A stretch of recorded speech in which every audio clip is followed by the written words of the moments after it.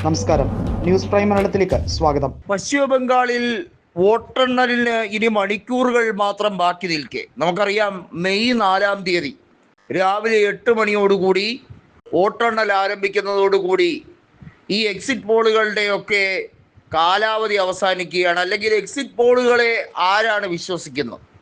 പശ്ചിമ ബംഗാളിൽ BJP വരും എന്നൊക്കെ തള്ളിവിടുകയാണ്. വാസ്തവത്തിൽ എന്താണ് അവിടെ സംഭവിക്കുന്നത്? പശ്ചിമ ബംഗാളിൽ 90 ലക്ഷത്തിലധികം വോട്ടർമാരെ പുറത്താക്കിക്കൊണ്ട് SIR നടപടിയിലൂടെ തെരഞ്ഞെടുപ്പ് കമ്മീഷൻ BJPക്ക് അനുകൂലമായ സാഹചര്യം ആദ്യം മുതൽക്കേ സൃഷ്ടിച്ചു. വ്യാപകമായ അക്രമവും വലിയ തോതിലുള്ള അവിടുത്തെ നിയന്ത്രണ സംവിധാനങ്ങളെ മുഴുവൻ നോക്കുകുത്തിയാക്കുന്ന സാഹചര്യമായിരുന്നു. കേന്ദ്ര ആഭ്യന്തരമന്ത്രിയായ അമിത്ഷായുടെ പര്യടനം ബംഗാളിൽ നടക്കവേ അവിടെ ബംഗാൾ പോലീസിനെ പരിഹസിക്കുന്ന ഒരു ഡയലോഗ് സോഷ്യൽ മീഡിയയിൽ വൈറലായിരുന്നു. വാസ്തവത്തിൽ ബംഗാൾ പോലീസ് എന്ത് തെറ്റാണ് ചെയ്തത്? ബംഗാൾ പോലീസ് അവിടുത്തെ ക്രമസമാധാനം നിലനിർത്താൻ വേണ്ടിയുള്ള ശ്രമങ്ങൾ നടത്തുമ്പോൾ അതിനെ തകിടം മറിക്കാൻ ഞാൻ കേന്ദ്ര ആഭ്യന്തരമന്ത്രിയാണ്, എന്നാൽ കഴിയുന്ന കാര്യങ്ങളൊക്കെ ഞാൻ ചെയ്യും, BJPയുടെ അധികാരത്തിന് വേണ്ടി ഏതറ്റം വരെയും പോകും, അതിന് ഭരണഘടനയെ മറിക്കേണ്ടി വന്നാലും വേണ്ടില്ല എന്നുള്ള അമിത്ഷായുടെ ഹുങ്കാണ് കഴിഞ്ഞ ഏതാനും നാളുകളായി ബംഗാൾ കണ്ടുകൊണ്ടിരിക്കുന്നത്. BJPക്ക് അധികാരം കിട്ടിയാൽ ദീദിയെയും ദീദിയുടെ പ്രധാനപ്പെട്ട നേതാക്കളെയും ഒക്കെ, അതായത് തൃണമൂലിലെ മറ്റു നേതാക്കളെയും ഒക്കെ ജയിലിലടയ്ക്കും എന്നാണ് സുവേദു അധികാരി ഭീഷണിപ്പെടുത്തിയിരിക്കുന്നത്. എന്ന് പറഞ്ഞാൽ ദീദി ഇനി പുറം ലോകം കാണില്ല.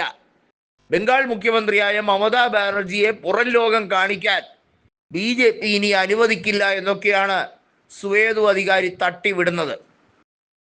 പണ്ട് നന്ദിഗ്രാമിൽ മമതാ ബാനർജിയുടെ വലം കൈയായിരുന്ന ഗുണ്ടായിസം വലിയ തോതിൽ കാണിച്ചു കൊണ്ടിരുന്ന സുവേദു അധികാരി പിന്നീട് വലിയ തോതിലുള്ള അക്രമ രാഷ്ട്രീയവുമായി മുന്നോട്ട് പോകുന്നു എന്ന് മനസ്സിലായപ്പോൾ തൃണമൂൽ കോൺഗ്രസ് തന്നെ പുറത്താക്കിയ സുവേദു അധികാരി BJPയിലേക്ക് ചേക്കേറുന്ന കാഴ്ചയാണ് നമ്മൾ കണ്ടത്.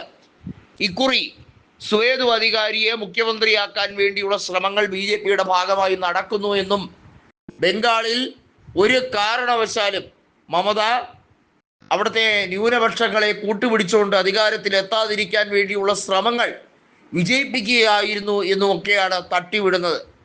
നോക്കൂ, ഗോദി മീഡിയ എല്ലാ രീതിയിലും പറയുന്നത് മമതയുടെ അന്ത്യം രാഷ്ട്രീയ അന്ത്യം മാത്രമല്ല, മമത ഇനി ജയിലഴിക്കുള്ളിലായിരിക്കും. മമതയുടെ അഴിമതി കഥകൾ ഓരോന്നായി പൊക്കിയെടുത്ത മമതയെയും അഭിഷേക് ബാനർജിയെയും സൈനി ഘോഷിനെയും തൃണമൂൽ MPമാരെയും ബാക്കി MLAമാരെയും ഒക്കെ ജയിലിലടയ്ക്കുമെന്നും തൃണമൂൽ കോൺഗ്രസിനെ പൊളിച്ചെടുക്കുമെന്നുമാണ് BJP വീരവാദം മുഴക്കുന്നത്.